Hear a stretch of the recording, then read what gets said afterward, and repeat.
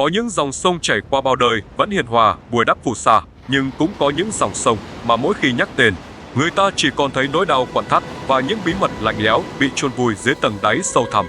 Dòng sông đáy trong câu chuyện này là một chứng nhân câm lặng như thế, nơi đã hơn 800 ngày đêm trôi qua vẫn chưa chịu trả lời cho gia đình họ Lương câu hỏi tàn khốc nhất: Hải Như đang ở đâu? Chúng ta đang quay ngược thời gian trở về cái đêm định mệnh ngày 14 tháng 7 năm 2022, một đêm mùa hạ mưa rào ảm đạm tại Hà Nội, thời điểm đánh dấu sự bắt đầu của một trong những kỳ án mất tích gây rúng động và ám ảnh nhất mạng xã hội Việt Nam trong suốt nhiều năm qua, vụ án Lương Hải Như. Không ai có thể ngờ rằng đằng sau sự ồn ào của phố thị, một kịch bản tàn khốc đã được lên dây cót và nạn nhân ngây thơ đang từng bước đi vào vùng tối của một cái bẫy không lối thoát, mà không hề hay biết rằng cánh cửa phòng trọ khép lại sau lưng cô tối hôm ấy sẽ là lần cuối cùng cô được nhìn thấy thế giới với tư cách của một người tự do. Đồng hồ điểm đúng 20 giờ tối, ánh đèn vàng vọt của con ngõ nhỏ phố Thái Thịnh, quận Đống Đa ghi nhận bóng dáng của Lương Hải Như, cô gái trẻ sinh năm 1999 với bào hoài bão, dắt chiếc xe Vision rời khỏi nhà. Mục đích của chuyến đi ấy, theo những tin nhắn để lại, là để giải quyết dứt điểm những mâu thuẫn tiền bạc và tình cảm với người yêu cũ tên Tống Nguyên Tiến. Một mối quan hệ mà sau này khi nhìn lại, tất cả chúng ta đều phải rung mình vì mức độ độc hại và sự kiểm soát đến ngạt thở của nó. Trong tâm trí của một cô gái trẻ, có lẽ đây chỉ là một cuộc gặp mặt khó khăn nhưng cần thiết để chấm dứt một quá khứ không vui vẻ, để đòi lại công bằng cho những khoản nợ mà đối phương đã vay mượn. Nhưng cô không thể lường trước được rằng người mà cô từng thương yêu, từng tin tưởng, nay đã biến đổi thành một con người hoàn toàn khác với những toan tính lạnh lùng đang chờ đợi ở điểm hẹn.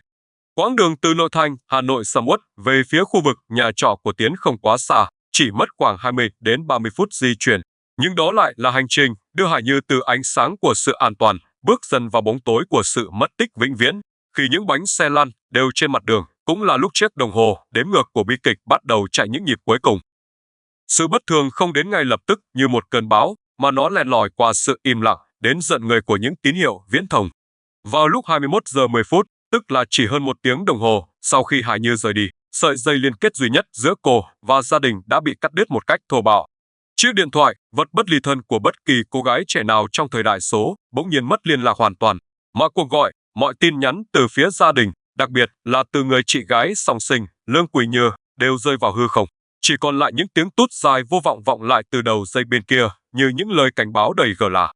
Đối với những người thân, linh tính mách bảo họ rằng đây không phải là một sự ngắt kết nối thông thường do hết pin hay mất sóng, mà là dấu hiệu của một sự cố nghiêm trọng, một sự cưỡng ép khiến nạn nhân không còn khả năng kiểm soát phương tiện liên lạc của chính mình. Trong khoảng không gian tăm tối của đêm mưa ấy, nỗi sợ hãi bắt đầu bao trùm lên căn nhà nhỏ của gia đình Hải Như, biến sự lo lắng thường nhật thành cơn ác mộng thực sự khi từng giờ từng phút trôi qua mà không có bất kỳ tin tức nào phản hồi. Họ không biết rằng, vào đúng cái khoảnh khắc điện thoại tắt ngúm ấy, tại một nơi cách xa trung tâm thành phố, một chuỗi những hành động bất thường và tàn nhẫn đang diễn ra, những dấu vết đầu tiên của một hiện trường vụ án phức tạp đang được kẻ thù ác tạo dựng. Sự biến mất của Hải Như vào lúc 21 giờ 10 phút không chỉ là một mốc thời gian khô khan trên hồ sơ điều tra, mà nó là điểm gãy của sự thật, là ranh giới mong manh giữa sự sống và cái chết, nơi mà tiếng kêu cứu của nạn nhân đã bị nuốt chửng bởi màn đêm và những toan tính đê hèn.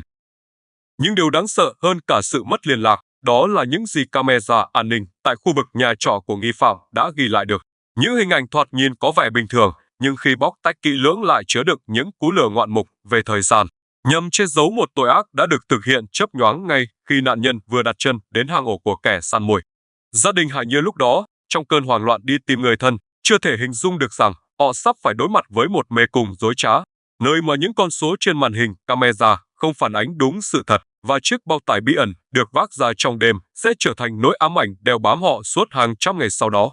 Bóng tối của đêm 14 tháng 7 không chỉ che khuất tầm nhìn, mà nó còn che giấu đi sự thật về những phút giây cuối cùng của Hải Như, để lại cho trần gian một câu hỏi lớn chưa có lời giải đáp, mở màn cho hành trình tìm kiếm công lý đẫm nước mắt và đầy dẫy những hiện tượng kỳ bí mà chúng ta sẽ cùng nhau lật mở từng lớp màn bí mật ngay sau đây.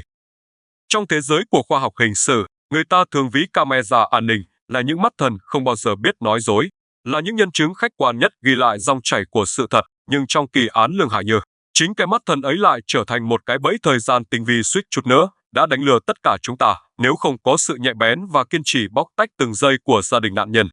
Khi những dữ liệu hình ảnh đầu tiên tại ngõ trọ của Tống Nguyên Tiến được trích xuất, một mâu thuẫn khủng khiếp đã hiện ra. đe dọa bè cong toàn bộ hướng điều tra ngay từ trong trứng nước. Trên màn hình hiển thị con số thời gian nhảy múa ở mốc 19 giờ 59 phút, ghi lại cảnh Tiến vác một vật thể lớn rời khỏi nhà. Nhưng điều kỳ lạ là vào thời điểm đó, theo lộ trình di chuyển thực tế, Hải Như mới chỉ đang chuẩn bị hoặc vừa rời khỏi nhà mình ở Thái Thịnh. Nếu tin vào con số hiển thị trên màn hình, Tiến sẽ có một bằng chứng ngoại phạm hoàn hảo, chứng minh rằng anh ta đã rời đi trước khi nạn nhân đến và sự biến mất của Hải Như sẽ chẳng liên quan gì đến anh ta. Tuy nhiên, sự thật luôn biết cách lên tiếng qua những kẽ hở nhỏ nhất khi các chuyên gia và gia đình phát hiện ra rằng hệ thống camera tại khu vực này đã không được bảo trì đồng bộ, dẫn đến việc đồng hồ của thiết bị chạy chậm đúng 1 tiếng so với giờ thực tế của mạng viễn thông quốc gia. Sự lệch lạc 60 phút tưởng chừng như vô hại ấy lại chính là chìa khóa tử thần mở ra cánh cửa dẫn vào bí mật của vụ án. Bởi khi Tịnh tiến thời gian về đúng quỹ đạo thực, con số 19 giờ 59 phút trên màn hình thực chất chính là 20 giờ 59 phút ngoài đời thực. Điều này đồng nghĩa với việc Tống Nguyên Tiến không hề rời đi trước, mà hắn đã ở đó, đã đón Hải Như vào phòng. Và chỉ trong một khoảng thời gian ngắn ngủi chưa đầy 40 phút kể từ khi nạn nhân đặt chân đến, hắn đã bước ra khỏi cửa với một hành động đầy ám ảnh. Việc xác định lại mốc giờ thực tế là 20 giờ 59 phút đã đập tan mọi giả thuyết về sự vô can, đồng thời vẽ nên một bức tranh kinh hoàng về tốc độ gây án. Mọi thứ diễn ra quá nhanh, quá gọn gàng, từ lúc gặp gỡ, tranh cãi, nếu có, cho đến khi kết thúc bằng sự im lặng chết chóc, gợi mờ rằng đây không đơn thuần là một phút bộc phát nóng giận mất kiểm soát, mà rất có thể là một kịch bản đã được chủ tính sẵn, một cái bẫy đã giăng ra chỉ chờ con mồi bước vào để sập xuống. Và tâm điểm của sự kinh hoàng trong khung hình camera lúc 20 giờ 59 phút ấy không gì khác chính là chiếc bao tải lớn mà Tiến vác trên vai. Trong ánh đèn đường lờ mờ của con ngõ vắng, hình ảnh nghi phạm bước đi với một chiếc bao tải dài khoảng 1m2 trở thành nỗi ám ảnh không thể xóa nhòa trong tâm trí của những người thân đang mòn mỏi tìm kiếm Hải Như. Khi bị bạn bè và những người xung quanh thắc mắc về vật thể lạ lùng ấy giữa đêm khuya, Tiến đã buông ra một lời giải thích nghe qua thì nhẹ nhàng, nhưng ngẫm lại thì đầy dẫy những mâu thuẫn phi lý. Mang quần áo về quê. Hãy thử đặt mình vào tư duy logic thông thường để thấy sự bất thường đến gai người của câu trả lời này. Tại sao một chàng trai trẻ lại phải vội vã mang một bao tải quần áo khổng lồ về quê ngay trong đêm mưa? Đúng vào cái lúc mà bạn gái cũ, người mà anh ta vẫn còn dây dưa tiền bạc và tình cảm, vừa lặn lội mưa gió đến thăm. Tại sao không phải là ngày mai, không phải là một lúc nào khác, mà lại là ngay sau khi Hải Như biến mất khỏi sóng điện thoại? Lời giải thích vụng về ấy giống như một tấm màn thưa không thể che đậy được con voi trong phòng. Nó càng khiến dư luận tin rằng bên trong lớp vỏ bọc thô sơ của chiếc bao tải kia không phải là những bộ quần áo vô tri, mà đang chứa đựng một bí mật tàn khốc, một bằng chứng tội phạm mà Tiến buộc phải phi tang ngay lập tức trước khi bình minh ló dạng. Hình ảnh Tiến vác bao tải rời đi vào lúc 20 giờ 59 phút, trùng khớp một cách giận người với thời điểm điện thoại của Hải Như mất liên lạc hoàn toàn vào lúc 21 giờ 10 phút. Đã tạo nên một chuỗi mắt xích nhân quả không thể chối cãi. Không có cuộc nói chuyện hàn gắn nào cả, không có sự níu kéo tình cảm nào cả, chỉ có sự lạnh lùng của một kẻ đang thực hiện hành vi dọn dẹp hiện trường. Chiếc bao tải ấy, cùng với sự lệch giờ của camera, đã trở thành những chứng cứ đanh thép tố cáo rằng Hải Như đã không bao giờ có cơ hội bước ra khỏi căn phòng trọ ấy trên đôi chân của chính mình. Thay vì là một cuộc trở về quê hương, thăm gia đình như lời biện bạch, chuyến đi trong đêm của Tiến thực chất là sự khởi đầu cho một hành trình phi tang tội ác. Một chuyến xe định mệnh đưa nạn nhân rời xa thế giới hiện thực để đi vào vùng sương mù của những bí ẩn chưa có lời giải, nơi mà định vị GPS sắp sửa dẫn chúng ta đến một vùng quê yên tĩnh nhưng ẩn chứa những cơn sóng ngầm dữ dội.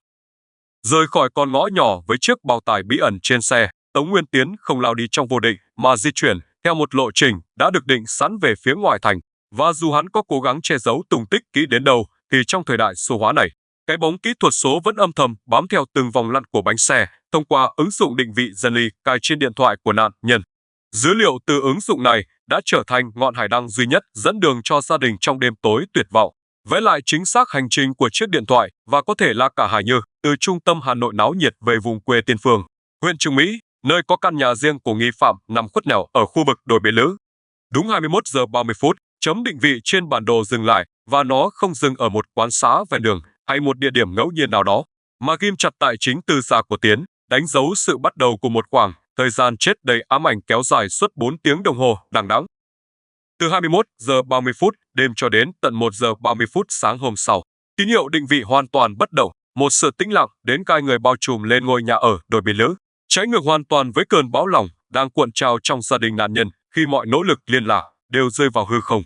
4 tiếng đồng hồ ấy là một vùng trắng thông tin khổng lồ, một khoảng thời gian quá dài cho một cuộc ghé thăm xã giao, nhưng lại vừa đủ cho những kịch bản tồi tệ nhất diễn ra sau cánh cửa đóng kín.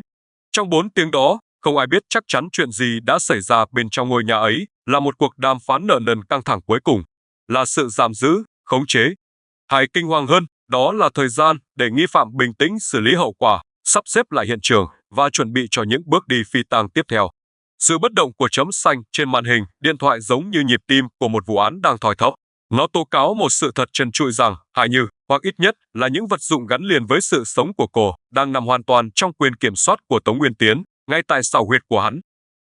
Chính dữ liệu định vị lạnh lùng này đã trở thành bằng chứng thép đanh thép nhất đập tan mọi lời khai gian dối sau này của nghi phạm khi hắn thản nhiên khẳng định không biết Hải Như đi đâu hay cô ấy đã tự bỏ đi.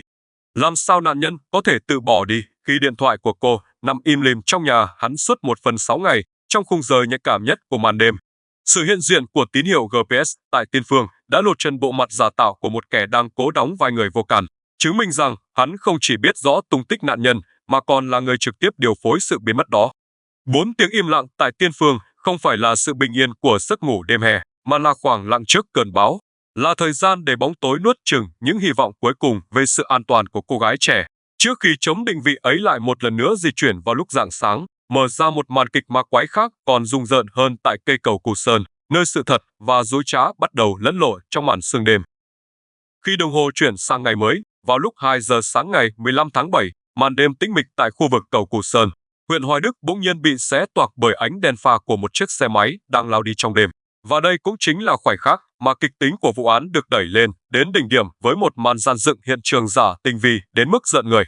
Camera an ninh tại khu vực đầu cầu đã ghi lại hình ảnh chiếc xe Honda Vision màu đỏ quen thuộc của Lương Hải Như đang di chuyển. Nhưng điều khiến bất cứ ai xem lại đoạn băng cũng phải lạnh sống lưng, không phải là chiếc xe, mà là người đang điều khiển nó. Trên yên xe là một bóng người mặc chiếc áo chống nắng dáng dài của phụ nữ, che kín toàn bộ cơ thể và khuôn mặt, tạo ra một ảo ảnh hoàn hảo về việc Hải Như vẫn còn sống, vẫn đang tự mình lái xe đi đâu đó giữa đêm khuya thành vắng. Hình ảnh này, nếu chỉ nhìn lướt qua, sẽ là một bằng chứng ngoại phạm tuyệt vời, một lời khẳng định ngầm rằng nạn nhân vẫn an toàn và tự do di chuyển sau khi rời khỏi nhà Tiến, đánh lạc hướng hoàn toàn mọi nghi vấn ban đầu về sự mất tích.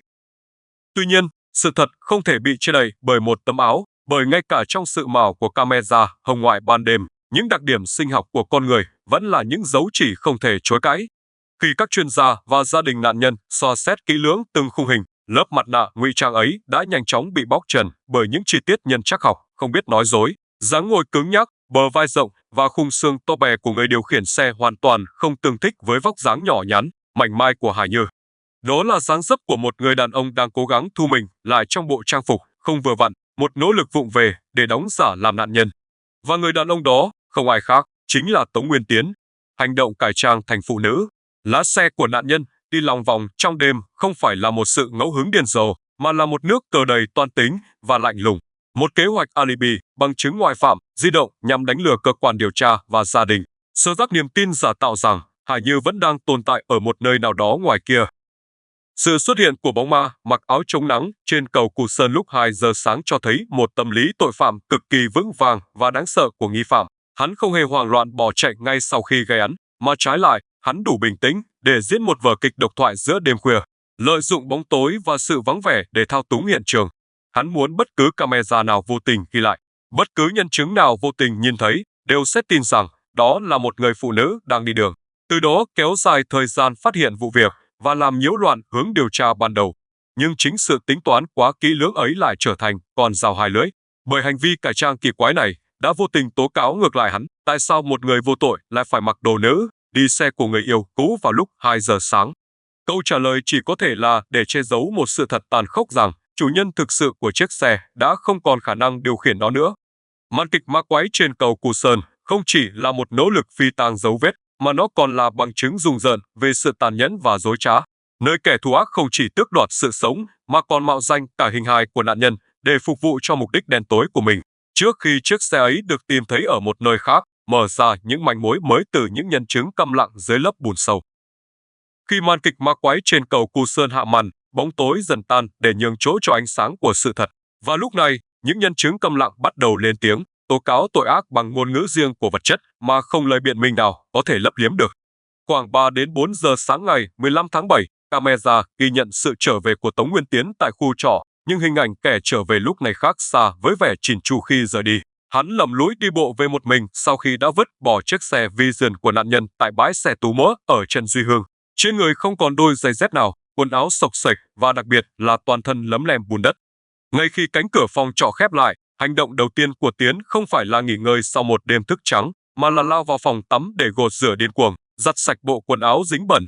Hắn đang cố gắng xóa sạch những dấu vết sinh học và vật lý của một đêm tội lỗi, hy vọng dòng nước có thể cuốn trôi đi bằng chứng về những nơi hắn đã đi qua, những việc hắn đã làm.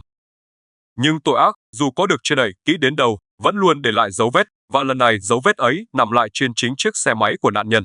Khi cơ quan chức năng tìm thấy chiếc xe Vision màu đỏ nằm chờ vợt tại bãi gửi xe, nó không còn giữ được vẻ sạch sẽ của phố thị mà bị bao phủ bởi một lớp bùn đất kỳ lạ. Bùn đỏ pha đất sét bám chặt vào gầm xe, nan hoa và cả những ngóc ngách khó vệ sinh nhất.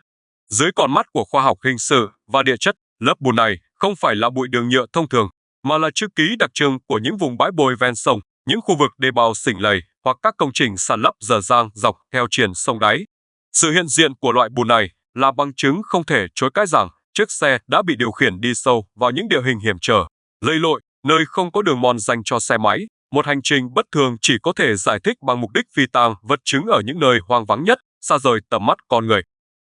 Cùng với bùn đất, sự xuất hiện rải rác của các vật dụng cá nhân càng làm dày thêm bức tranh bí ẩn và đau lòng của vụ án. Một chiếc dép của Hải Như được tìm thấy tại khu vực cầu Cù Sơn, huyện Hoài Đức, trong khi chiếc túi xách của cô lại trôi dạt về phía cầu Tân Phú, huyện Quốc Oai, cách đó một quãng đường không hề nhỏ. Sự phân tán địa lý của các vật chứng này đặt ra một câu hỏi lớn đầy ám ảnh. Liệu đây là sự ngẫu nhiên do dòng nước cuốn trôi, hay là một phần trong kế hoạch tàn độc của nghi phạm nhằm đánh lạc hướng điều tra, xới lẻ manh mối để khiến việc khoanh vùng tìm kiếm trở nên vô vọng? Khoảng cách giữa chiếc dép và chiếc túi xách giống như những mảnh ghép vỡ vụn của một bức tranh bi thảm, gợi lên hình ảnh về một cuộc hành trình dài và đau đớn trong đêm tối, nơi mà từng kỷ vật của nạn nhân bị vứt bỏ lại dọc đường như những dấu chấm hết cho một kiếp người.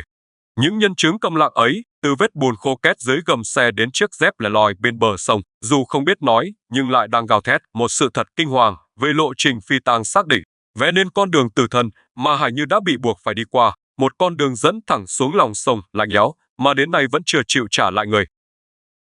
Nếu những dấu vết bùn đất tại hiện trường cho chúng ta câu trả lời về việc ở đâu, thì những con số tài chính lạnh lùng nằm trong hồ sơ lại hé lộ một phần câu trả lời cho câu hỏi dây dứt nhất: tại sao? Khi chúng ta tạm gác lại những hình ảnh ám ảnh về dòng sông và chiếc xe máy để đi sâu vào mê cung của những giao dịch tiền bạc, vụ án Lương Hải Như bỗng chốc lột xác không còn đơn thuần là một bi kịch của tình yêu mù quáng hay sự ghen tuông bộc phát, mà nó bắt đầu mang hình hài của một bản hợp đồng tử thần được tính toán chi li đến từng đồng, nơi mà mạng sống con người dường như đã được đặt lên bàn cân để quy đổi thành những giá trị vật chất cụ thể. Manh mối đầu tiên của sự toan tính này nằm ở một tờ giấy nợ kỳ quái mà Tống Nguyên Tiến từng ép Hải Như phải ký. Một tờ giấy mà về mặt pháp lý nó giống như một chiếc thòng lọng vô hình treo lơ lửng trên đầu nạn nhân, tờ giấy nợ khống. Hãy tưởng tượng nỗi sợ hãi của một cô gái trẻ khi bị buộc phải đặt bút ký vào một văn bản thừa nhận nợ nần, nhưng lại để chống hoàn toàn các mục quan trọng nhất là số tiền và ngày tháng. Điều đó đồng nghĩa với việc Tiến nắm trong tay quyền sinh, quyền sát, hắn có thể điền vào đó bất cứ con số nào hắn muốn, biến Hải Như thành con nợ vĩnh viễn không bao giờ có lối thoát. Hành vi này không phải là cách hành xử của một người yêu cũ muốn níu kéo tình cảm, mà là thủ đoạn của một kẻ tống tiền chuyên nghiệp, sử dụng áp lực tài chính để kiểm soát, thao túng và buộc nạn nhân phải phục tùng những yêu cầu của mình. Và có lẽ chính sự phản kháng của Hải Như trước cái bẫy nợ nần này là một trong những ngòi nổ dẫn đến cuộc gặp định mệnh đầy báo tố đêm 14 tháng 7. Những sự kinh hoàng về động cơ tài chính không chỉ dừng lại ở tờ giấy nợ, mà nó còn được đẩy lên một tầng nấc cao hơn, tinh vi hơn và tàn khốc hơn với sự xuất hiện của những tấm thẻ bảo hiểm. Khi lần dở lại các mốc thời gian, người ta giật mình phát hiện ra một sự trùng hợp đến giận người. Vào tháng 5 năm 2022, tức là chỉ vỏn vẹn 2 tháng trước khi thảm kịch xảy ra, Tiến đã bằng cách nào đó chiếm giữ được căn cước công dân của Hải Như, và ngay sau đó, một hợp đồng bảo hiểm nhân thọ đã được thiết lập. Tại sao một thanh niên đang ngập trong nợ nần, túng quẫn đến mức phải đi vay mượn khắp nơi, lại bỗng nhiên quan tâm đến việc mua bảo hiểm? Câu trả lời đã được hé lộ theo cách đau đớn nhất ngay sau khi Tiến thực hiện lựa chọn cực đoan để kết thúc cuộc đời mình. Gia đình nghi phạm được cho là đã nhận được số tiền chi trả bảo hiểm lên tới khoảng 350 triệu đồng. Con số 350 triệu này như một nhát dao cứa vào lòng dư luận, nó đặt ra một giả thuyết đen tối rằng phải chăng cái chết của Tiến không phải là sự hối hận, không phải là sự sợ hãi trốn tránh pháp luật, mà là chốt chặn cuối cùng trong một kế hoạch hy sinh để xóa nợ. Dưới góc nhìn của tâm lý học, tội phạm và phân tích tài chính, chuỗi hành động này vẽ nên chân dung của một kẻ thù ác không hề bộc phát, mà là một kẻ đã bị dồn vào chân tường của sự túng quẫn và lòng tham, sẵn sàng thực hiện một canh bạc tất tay với số phận. Việc thiết lập hồ sơ bảo hiểm từ trước, việc tạo ra các khoản nợ khống và cuối cùng là cái chết nhanh chóng để kích hoạt khoản chi trả bảo hiểm, tất cả tạo thành một vòng tròn khép kín đáng sợ. Trong kịch bản tàn khốc này, Hải Như có thể đã trở thành vật cản cần phải loại bỏ, hoặc là nạn nhân của sự giằng co về quyền lợi liên quan đến những giấy tờ tùy thân mà Tiến đang nắm giữ. Số tiền 350 triệu đồng nhận được sau đám tang vội vã của nghi phạm không chỉ là tài sản thừa kế, mà nó nhuốm màu của sự toàn tính, là phần thưởng cho một kế hoạch mà cái giá phải trả là 2 mạng người trẻ tuổi và nỗi đau không bao giờ nguôi của những người ở lại. Khi đặt tờ giấy nợ khống bên cạnh khoản tiền bảo hiểm, chúng ta thấy sự lạnh lùng của đồng tiền đã len lỏi vào từng ngóc ngách của vụ án, biến những rung động cảm xúc thành những phép tính lợi ích, và biến một mối quan hệ từng có thời mặn nồng thành một cái kết bi thảm, nơi mà sự thật bị vùi lấp dưới những tầng đất sâu, còn những con số thì vẫn nhảy múa trêu người trên mặt giấy. Cái chết của nghi phạm Tống Nguyên Tiến xảy ra chỉ chưa đầy 24 giờ sau khi tội ác được thực hiện, giống như một cánh cửa sắt nặng nề sập xuống ngay trước mũi của cơ quan điều tra, cắt đứt hoàn toàn dòng chảy thông tin và biến vụ án từ một cuộc truy tìm tội phạm trở thành một bài toán giải mã những bí mật đã bị mang xuống nấm mồ. Tuy nhiên, chính cái cách mà Tiến ra đi và những diễn biến kỳ lạ xoay quanh hậu sự của hắn lại thổi bùng lên một ngọn lửa nghi ngờ mới, dữ dội và logic hơn bao giờ hết, về việc liệu hắn có thực sự hành động đơn độc trong đêm định mệnh ấy hay không.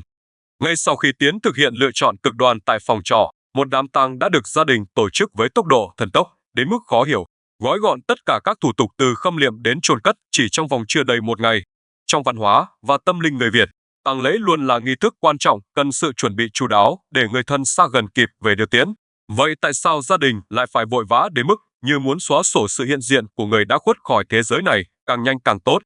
Phải chăng sự vội vàng ấy không xuất phát từ phong tục, mà là nỗ lực để đóng lại hồ sơ vụ việc, để ngăn chặn những con mắt tò mò soi mói vào những dấu hiệu bất thường trên thi thể hay những uẩn khúc tâm lý của nghi phạm trước khi chết? Và rồi, hình ảnh nấm mộ của Tiến tại nghĩa trang địa phương càng khắc sâu thêm sự nghi hoặc ấy, một ngôi mộ không bia đá, không tên tuổi, nằm lạnh lẽo và vô danh giữa hàng trăm ngôi mộ khác. Sự ẩn danh ấy là nỗi xấu hổ của gia đình trước tội lỗi của con cái, hay là một cách để che giấu, để đánh lạc hướng dư luận và chôn vùi vĩnh viễn những bí mật mà Tiến đang nắm giữ? Từ sự vội vã đáng ngờ của đám tang, chúng ta buộc phải lật lại toàn bộ hồ sơ hành trình của Tiến trong đêm 14 tháng 7 dưới một lăng kính logic khắt khe hơn. Hãy thử đặt mình vào vị trí của một kẻ vừa gây án mạng, tâm lý hoảng loạn, sợ hãi, tay chân run rẩy và áp lực bị phát hiện luôn đè nặng từng giây. Vậy mà Tống Nguyên Tiến, một thanh niên đang nợ nần chồng chất, tâm lý bất ổn, lại có thể thực hiện một chuỗi hành động phức tạp và chính xác đến mức khó tin. Từ việc dụ dỗ nạn nhân, gây án chớp nhoáng, vác xác ra xe, di chuyển qua hàng chục cây số đường đề, phi tang vật chứng rải rác tại các điểm khác nhau, cho đến màn cải trang thành nữ giới tinh vi để tạo bằng chứng ngoại phạm, rồi lại bình tĩnh vứt xe, đi bộ về và tắm rửa sạch sẽ. Khối lượng công việc khổng lồ ấy, với những tính toán chi tiết về địa hình, thời gian và phương thức đánh lạc hướng camera, dường như quá sức đối với một người đang hoạt động độc lập trong trạng thái thần kinh căng thẳng cực độ. Liệu một mình Tiến có thể vừa lái xe chở bao tải cồng kềnh, vừa xử lý điện thoại của nạn nhân, vừa quan sát đường đi nước bước để tránh sự phát hiện? Sự trơn tru đến hoàn hảo trong lộ trình tội ác ấy đặt ra một dấu hỏi lớn về sự tồn tại của một bóng ma thứ ba, một đồng phạm giấu mặt. Giả thuyết về người thứ ba không chỉ dừng lại ở việc hỗ trợ chân tay, mà đáng sợ hơn, đó có thể là một kẻ chủ mưu đứng sau tấm rèm, một quân sư đã vạch ra đường đi nước bước cho Tiến.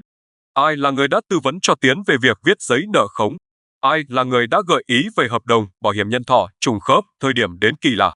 Và ai là người thông thạo địa hình, sông nước, tiền phương đến mức có thể chỉ điểm những nơi phi tang mà đến nay đội thợ lặn chuyên nghiệp vẫn chưa thể tìm ra?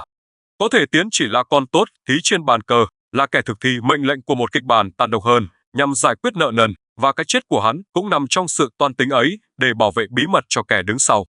Nếu thực sự có một đồng phạm, thì kẻ đó hiện vẫn đang nhởn nhơ ngoài vòng pháp luật, lặng lẽ quan sát cuộc tìm kiếm trong vô vọng của gia đình nạn nhân và mỉm cười trước sự bất lực của công lý. Nghi vấn này, dù chưa có bằng chứng xác thực để kết tội, nhưng nó là mảnh ghép logic nhất để giải thích cho những điểm vô lý trong hành trình đơn độc của Tiến, biến vụ án Lương Hải Nhơ thành một tảng băng chìm mà những gì chúng ta thấy chỉ là phần nổi. Còn phần chim đáng sợ nhất vẫn đang lẩn khuất đâu đó giữa dòng đời, được bảo vệ bởi sự im lặng vĩnh viễn của nấm mộ không tên. Khép lại những trang hồ sơ lạnh lùng với các con số vô tri và những giả thuyết tội phạm học, chúng ta quay trở về với thực tại nghiệt ngã đang hiện hữu mỗi ngày bên bờ sông đáy, nơi mà cuộc chiến tìm kiếm sự thật đã kéo dài hơn 800 ngày đêm đằng đẵng và vẫn chưa hẹn ngày kết thúc. Đối với thế giới bên ngoài, vụ án Lương Hải Như có thể chỉ là một câu chuyện rùng rợn thoảng qua trên mặt báo, nhưng đối với gia đình nạn nhân, thời gian đã ngưng đọng lại vĩnh viễn vào cái đêm tháng 7 năm ấy, biến mỗi ngày trôi qua trở thành một cuộc tra tấn tinh thần không hồi kết. Dòng sông đáy vẫn chảy, bình thản và rừng rừng, cuốn theo dòng nước đục ngầu phù sa, nhưng quyết không chịu trả lại người con gái xấu số, mặc cho những nỗ lực tìm kiếm đã vượt qua mọi giới hạn của sức chịu đựng con người.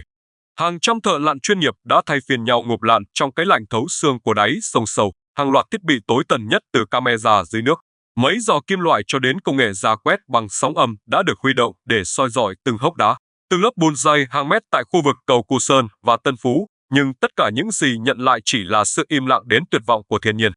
Khi khoa học kỹ thuật hiện đại nhất phải cúi đầu bất lực trước sự bí ẩn của dòng sông, cũng là lúc gia đình bị đẩy đến tận cùng của sự bế tắc, buộc họ phải bám víu vào những niềm tin tâm linh mong manh nhất như một chiếc phao cứu sinh cuối cùng giữa biển khơi tuyệt vọng.